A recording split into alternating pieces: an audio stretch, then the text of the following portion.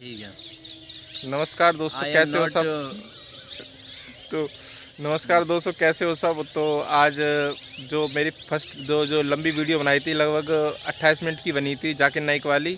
तो उसमें उसको मतलब 2 भागों में डिवाइड किया था मैंने, और वो तो ये दूसरा पार्ट है हमारा। और अब ये वीडियो आगे चलेगी, और इसीलिए मैं दूसरे भाग से पहले बस थोड़ा सा मैं इंट्रो वो दे रहा था कि हाँ भाई 2 पार्ट में बनी है, और इसको मैं इसलिए पहले पार्ट से पहले भी एकदम चला देता तो अच्छा नहीं लगता, तो इसलिए थोड़ा वैसे चलाइए। और ये हमारे संतोष भैया हैं। संतोष भैया कुछ बोलो। कुछ कहोगे आप? हाँ बिल्कुल कहेंगे। बस हम ये कहना चाहते हैं कि सही बोलना। हम देश के उन अंधभक्तों से सावधान रहते हैं हाँ। जो जैसे तुम हो और भी हो। देखो यार, ऐसी बात मत बोलो। हाँ तो संतोष भैया, आप क्या बोलेंगे? बताओ जल्दी बताओ। सही सही सही बोलना है इस बार। अरे कुछ तो बोलो। हाँ, मेरी तरफ से सभी को नवरात्रि की हार्दिक शुभकामनाएं और सभी का जीवन सुखमय और खुशहाल भरा हो। धन्यवाद। Dr. Nayak, since you were born maybe in a Muslim family, you were prescribed with your religion. Now, that is why today you are endorsing it maybe. If you would have been born in a Hindu family, it could have been possible that today this religion would have been on Hinduism. This, I feel, is an extreme case of ethnocentrism, wherein you feel your religion, culture, beliefs, and ideas are supreme. That is why you said that Sikhism or Arya Samaj or whatever religion that abandons idol worship is supported by you too. According to me, we should be discussing a larger religion of humanity and not keep juggling here. I agree with you. एक बंदा आया, उसने पूछा कि जैसे आप English, मैं बताता हूँ आपको इंग्लिश में ट्रांसलेट करके, कि इसने कहा कि आप हिंदू फैमिली में अगर जन्म हुआ होता तो आप हिंदू धर्म का प्रचार करते, इस्लाम फैमिली में जन्म हुआ था तो आप इस्लाम फैमिली तो कर ही रहा है, मतलब क्रिश्चियन फैमिली होता तो क्रिश्चियन का करते, या सिख का होता तो आप सिखिज़म का प्रचार करते। तो उसने ऐसे कुछ बताया कि तो इसलिए आप मतलब इस्लाम का प्रचार इसलिए कर रहे हो क्योंकि आप इस्लामिक फैमिली में जन्म हुआ है। That's it. उसका ये सिंपल सा क्वेश्चन था। तो उस पर जाकिर नाइक ने क्या बोला? The religions. I can give a talk. I can give you quotations from the Vedas, quotation from Hindu scriptures, quotation from the Bible, which goes against humanity. अच्छा तेरा बाप यहाँ छोड़कर गया था कि तेरी माँ? I'm not here to criticize any religion. Oh my God! If you have not studied any religion, please don't say anything which you have no knowledge. I can give you quotations from the Bible against humanity. What I'm trying to tell you, humanity means, okay, you're in standard 2. I'm talking about not only passing school, not only graduation, you have to become postgraduate. Islam means higher level. अबे साले तभी मेरा माफ करना, गुस्से में इधर उधर निकल जाता हूँ। Only humanity is low level. No Muslim can be a good Muslim unless he's a good human. If I have two choices, okay, passing standard 2 or 3 or doing post-graduation, I would prefer post-graduation. Why only standard 2 and 3? Humanity is good, but Islam is far superior than that. Are you committing me? Regarding your question, I am endorsing Islam because I was born in a Muslim family. The best religion for humanity. It is the only religion which has the solution for humanity. कितने तेजस्वी लोग हैं हमारे पास, कितने शानदार विचार रखते हैं जी, इसको समझने में देर लगेगी। And for your information, your argument is so weak. Doctor Zakir Naik की बातों में उतना ही लॉजिक होता है जितना कि ओवैसी की भाषणों में धर्मनिरपेक्षता का। और इसका लॉजिक ना बिल्कुल एकदम सेंसलेस, बेसलेस, एसिडलेस, सब कुछ लेस है। तो इसमें कोई मतलब ही नहीं है कि मतलब कि कैसे क्या होता है। तो कैसे आप अपनी बीवी को पीट सकते हो? तो आइए अब जानेंगे डॉक्टर साहब की clinic. When your wife does not listen to you, then you should warn her. If yet she does not follow your instruction, then you refuse to share the bed. And yet, if she doesn't listen, then the Arabic word there is tarba. That means beat her lightly. It is more of a symbolic beating. And the Prophet said, you should not beat your wife on the face. You should not beat on the body which leaves a mark, indicating that this beating is only symbolic. And this symbolic beating is to give an ultimatum that, see, I have told you certain things. Beat her lightly. समझ में नहीं आता कौन सा ये beat है lightly समझ में नहीं आता यार, कहाँ से इंस्पिरेशन मिलता है। शायद बात करूँ तो अगले चलते हैं अगले टॉपिक पे कि टॉपिक बोलूँ क्या अगले मुद्दे पे, अगले उस पे। तो यार इसको देख के यार दिमाग बड़ा वैसा चल गया, ज़्यादा भूखा नहीं पाऊंगा। मैं नमस्ते कहा, नमस्ते, नमस्ते के क्या मानिए भाई साहब, आप बोल सकते हैं? नहीं पता क्या मानिए? माइक्रोफोन ऑन कीजिए जरा भाई साहब का। नमस्ते मतलब मैं सर झुका के मैं आपको नमन करता हूँ। हाँ, सर झुका के आप मुझे नमन करता हूँ। नमन करता हूं। सर झुका के, सर झुका के मुझे नमन करना शिर्क है, हराम है, प्रोहिबिटेड है। आप मेरे सामने भी सर नहीं झुका सकते। Seriously, what the fuck are you doing? सर झुकाना चाहिए तो सिर्फ खुदा के सामने, अल्लाह के सामने, और मैं खुदा नहीं हूं। आप जानते हैं, आप मेरी इज्जत कर सकते हैं, मेरी बात जो मैं कहता हूं उसके ऊपर अमल कर सकते हैं, लेकिन आप मेरे सामने सर नहीं झुका सकते। इसीलिए मैं जवाब में आपको कहूंगा, अस्सलाम वालेकुम, आप पे सलामती हो, आप पे सलामती हो। आप समझे ना? मैं आपके सामने झुक नहीं सकता हूं। ये सिर झुकेगा तो सिर्फ अल्लाह के सामने, सिर्फ खुदा के सामने।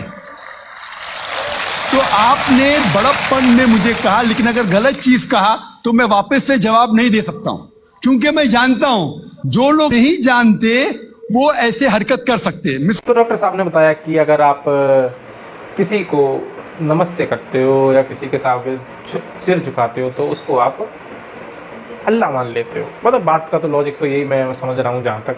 तो क्यों अगर किसी के आगे झुकते हो या किसी के आगे आप रेस्पेक्ट देते हो झुक के, तो वो उसको अल्लाह के समान आप मानते हो, अल्लाह का दर्जा दे रहे हो, इसलिए उसके आगे झुक रहे हो।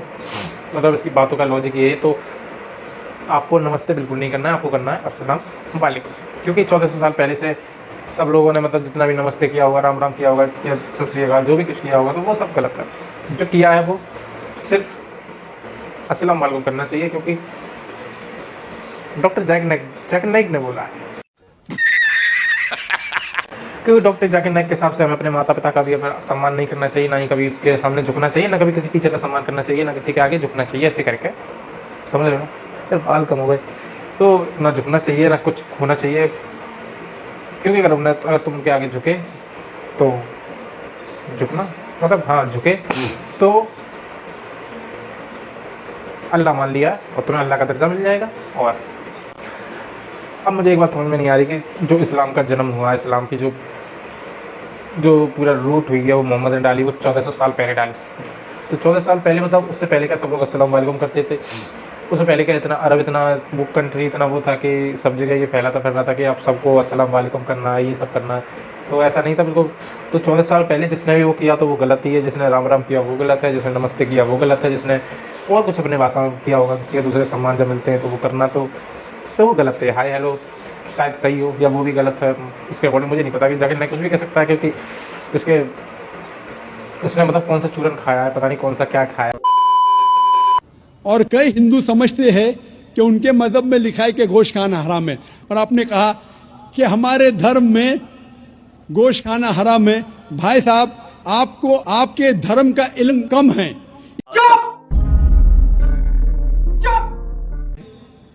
आगे लिखा है मनुस्मृति में चैप्टर नंबर 5 मंत्र नंबर 41 में कि जानवर का कत्ल करना जो जानवर खाने के लिए बनाए गए हैं वो गुनाह नहीं है। इसी तरीके से कई जगह वेद में लिखा है कि ऋषि गोश्त खाते थे, जानवर को खाते थे।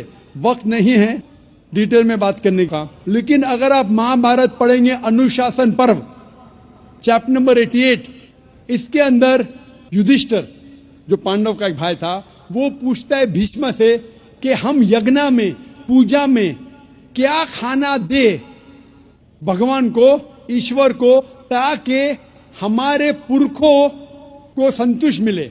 तो भीष्मा कहता है युधिष्ठिर से कि आप यज्ञ में अगर भाजी पाला देंगे तो हमारे बाप दादा 1 महीने के लिए खुश रहेंगे। अगर आप मच्छी देंगे 2 महीने के लिए, अगर आप खरगोश देंगे 3 महीने के लिए, अगर गोश्त देंगे तो 4 महीने के लिए, अगर आप बेकन देंगे तो 5 महीने के लिए, अगर परिंदे का गोश्त देंगे तो 6 महीने के लिए, अगर हिरण का गोश्त देंगे तो 7 महीने के लिए। पूरा मेन्यू है, माशाअल्लाह बड़ा मेन्यू है। उसके आगे लिखा है अगर आप गाय देंगे तो पूरे 1 साल के लिए हमारे बाप दादा संतुष्ट रहेंगे। और अगर गेंडा, राइनोसरस देंगे तो 20 साल के लिए हमारे बाप दादा खुश रहेंगे। पूरा मेन्यू है। क्या चाहते हैं बोलो? मच्छी, खरगोश,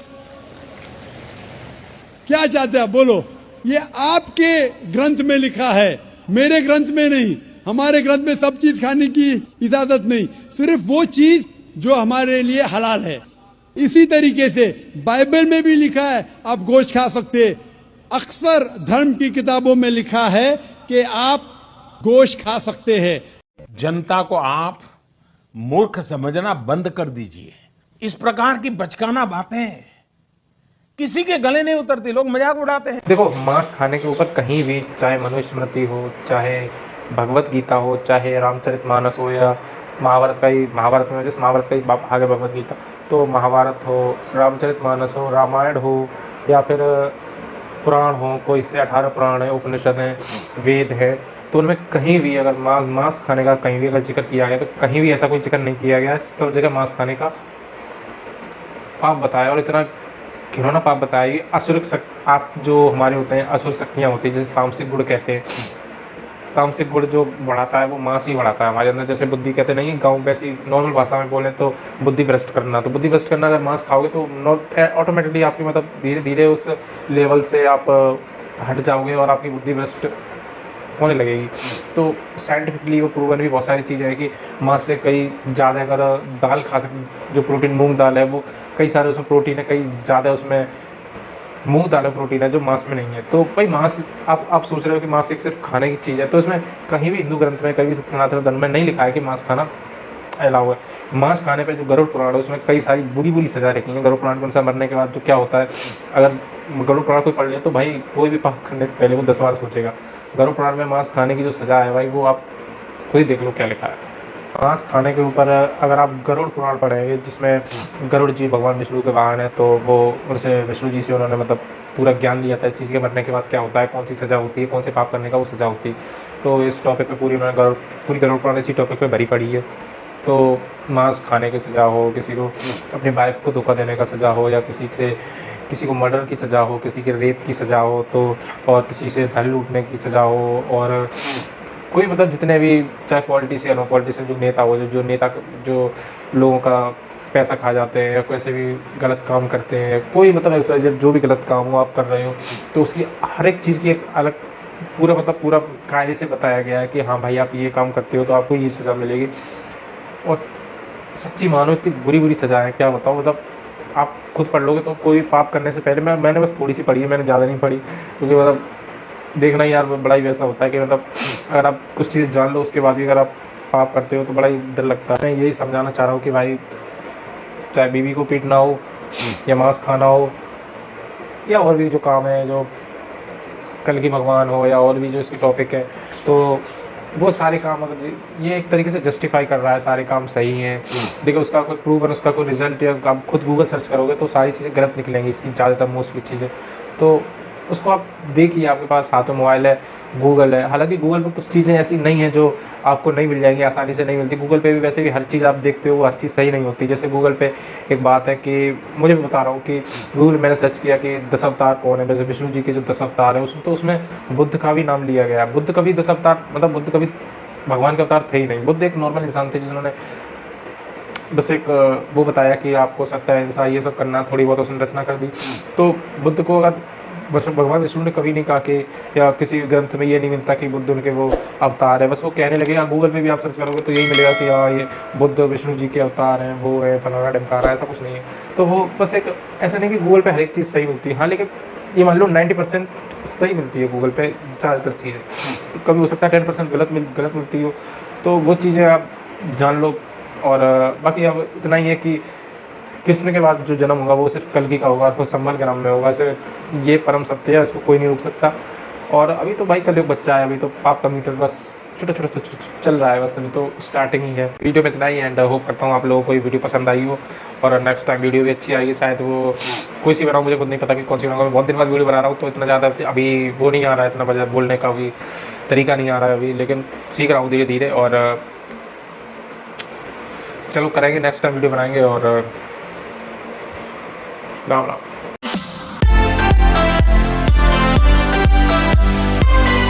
दोस्तों एक बात तो मैं बताना भूल ही गया, जो मैं वीडियो बनाता हूँ ये किसके सानिध्य में बनाता हूँ मैं, मतलब किन से इंस्पिरेशन लेता हूँ, वो हमारे संतोष भैया हैं। बोलो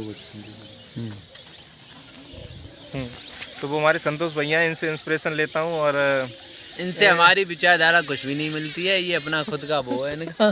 तो एक बात मैं बताना भूल गया कि जो बोले ले ले बोला तो है ही बीच में।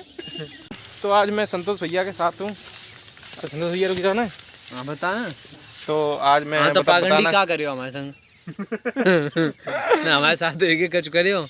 मैं ये बताना चाह रहा हूँ कि जो मैंने वीडियो बनाना शुरू किया तो इन्हीं के सानिध्य में क्या हमारे सानिध्य में क्या हम क्या हैं हम। I don't like this.